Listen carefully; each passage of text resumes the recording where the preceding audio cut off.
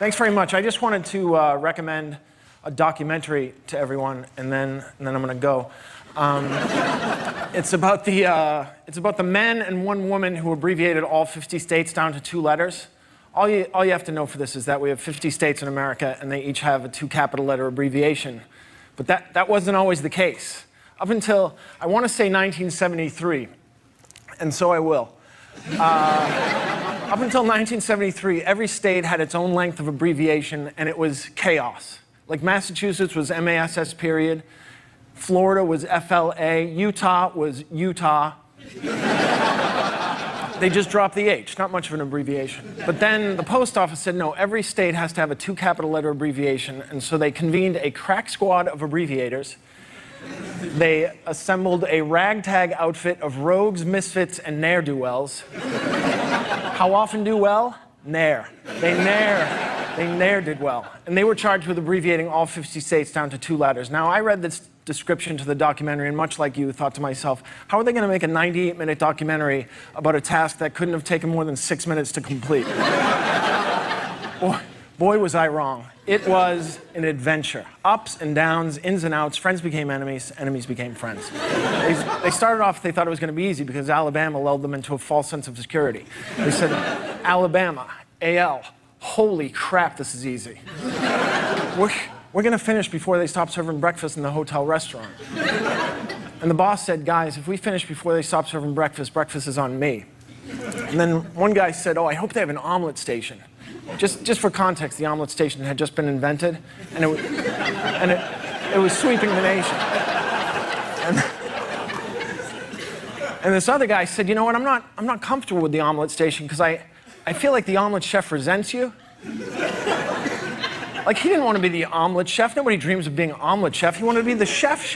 And now instead of giving the orders, he's taking the orders from your stupid wife and your ugly kids. And I think one day he's going to snap, and I don't want to be there when it happens. And they were like, well, why don't you just get Eggs Benedict? And he said, I don't like holiday sauce. And he said, did you just say holiday sauce? Yeah, why? Because it's hollandaise, you moron? And then the boss said, guys, I hate to be a nudge, but could we get back to abbreviating the states? We still have 49 left. And apologies were made, and an understanding was reached, and they got back to abbreviating. They said, what's next? They said, Alaska. Everybody cool with AL?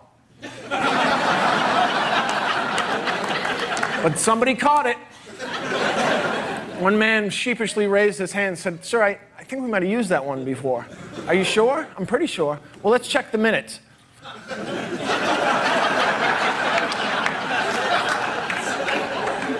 Dottie, read the minutes back to us, hon.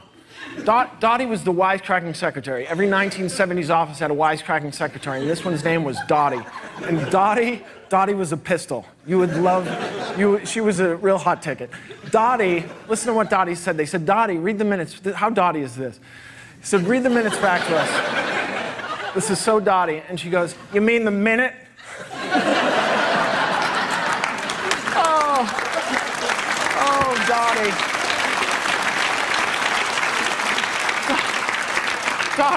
Dottie, what are we going to do with you? Spank my ass and make me a martini? Dottie, you're incorrigible. Now read the minutes back to us, you Randy Minks. And she said, it's hollandaise, you moron. Et tu, Dottie. How do you know Shakespeare? You don't know hollandaise. That's a paradox. Alaska AL, Alabama AL. We did use that one before, boss. And the boss said, guys, not a big deal. We'll come back to it. It's not going to happen again. Certainly not going to happen 27 more times. Foreshadowing.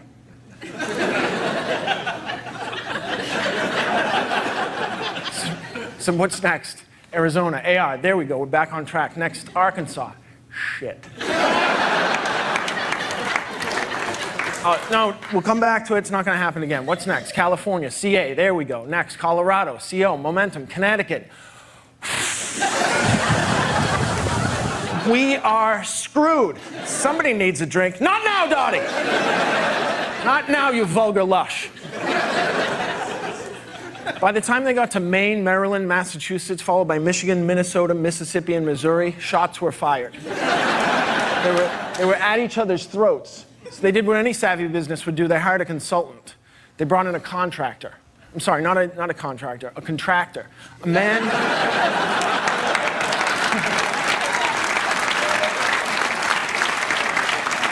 A man who made words smaller by combining them or apostrophizing them. And this guy was the best. He was a legend within that world.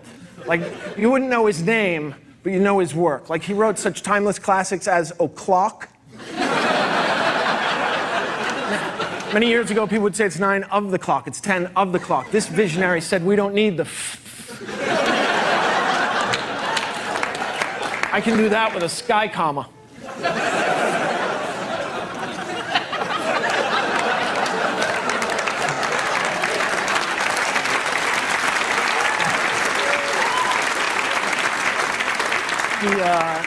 He also wrote would've, could've, should've, the holy trinity of regret. He wrote the very innovative we'd've. He looked at we would have and said, I can do that in half the letters. And he was not without controversy. He also wrote the most controversial contraction of all time. He wrote won't. People said, how are you going to abbreviate will not use a single L? And he said, watch me. Are you saying I won't be able to do it? I just did. Thank you very much, everybody.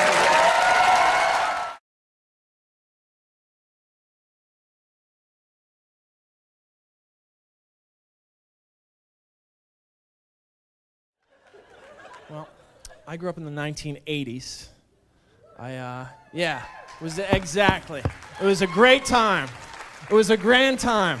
And I love the 80s. I love the 80s. But I love the 80s. That show on VH1, my God. Because they're so mean. They make fun of everything that I loved from the 80s. They always make fun of Hammer. How dare you make fun of MC Hammer? How dare you? Hammer was huge. Hammer was bigger than anybody. Now, Hammer was bigger than Usher and 50 Cent. He was huge. In fact, there's not a person in this room born between 1965 and 1985 who hears the word stop and doesn't immediately think, a Hammer time.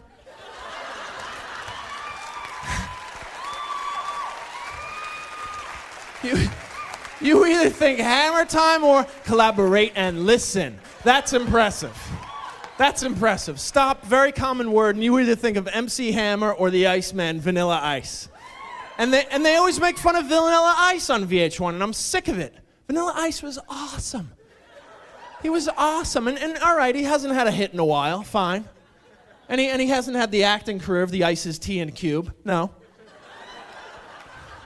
But I'll tell you what he did do. He did put a lot of 8th grade asses on the 8th grade dance floor, also known as the cafeteria, and for that, I say thank you, Vanilla Ice. And I don't make fun of him. I don't make fun of his hair because he had a high top fade back then. A lot of people had. You know who else had a high top fade back then? Gary Gulman had a high top fade back then. And it worked out very well for me. I made out with 6 girls 11th grade. That was a ton back then. And who's happy with their haircut from a long time ago? Nobody. Nobody. You never go to your barber with your high school yearbook photo. Please make me look like this again. Please. No, seriously, it's easy. Just cut off all the hair in the back except for a long rat tail. Then shave my sideburns right up to my temples. Perfect. Then 2 racing stripes that come together in the back into a lightning bolt with my high school football uniform and the number in the middle. We'll be good to go. Fig Newtons. Oh.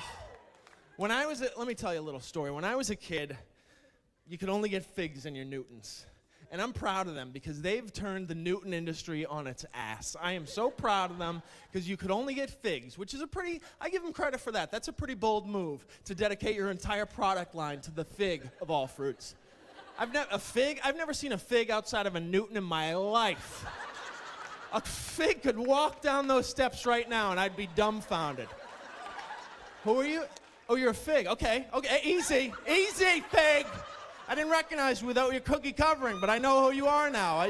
You're more than welcome. I don't discriminate against any dried fruit, whether it be apricot or prune. I don't care. You come, you sit, there's beer in the fridge. But the fig. But then some guy, the head of the Newton business, I think he must have taken over and wanted to, change things around a little bit, take over from the old guy, the old guard, and he called everybody together in a similar hall to this, probably called everybody together. You better be there too. If you don't show up, don't bother coming into work on Monday. This guy got up there and he said, from now on, from this day forward, anything we can grind up and shove inside a Newton, let's do it!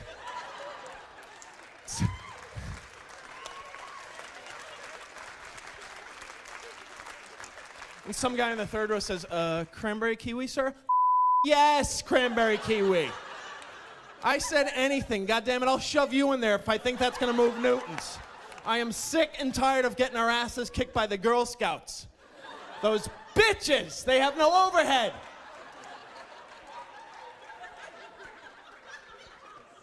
They are bitches. You may have been a Girl Scout, but they're cliquey. That's all I'm gonna say. They're very cliquey. They don't talk to every girl, and that always bothered me. You had to be in the Scouts, and that I didn't like that. But they make a great cookie. I gotta give the devil her due. They make a great cookie.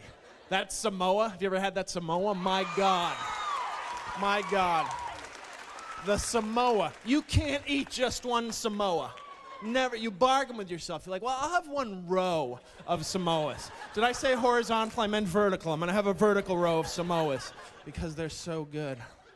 I've never been to Samoa. I don't know where Samoa is, but let me tell you something. If that island is anywhere near as delicious as the cookie that bears its name, well, set a course for adventure, your mind on a new romance. I'm heading for Samoa. Quick, fast, in a hurry. Don't worry. They have one cookie, and they knocked it out of the park. So great. And you're like, well, they only had one cookie to work on. What's so tough about that? The Chinese couldn't do it. They have one cookie. The fortune cookie. What a piece of cookie. The fortune cookie is. My God. They give it to you for free at the end of the meal, and like, no thanks. I'll take one of these cherries out of the sweet and sour chicken pot. That'll be good. That'll be my dessert. No thanks. It tastes like a manila folder. I've had it before. It's awful. It's awful. Not one of them had a decent brownie recipe? Or rice pudding? You got all that rice. Puddify it, no?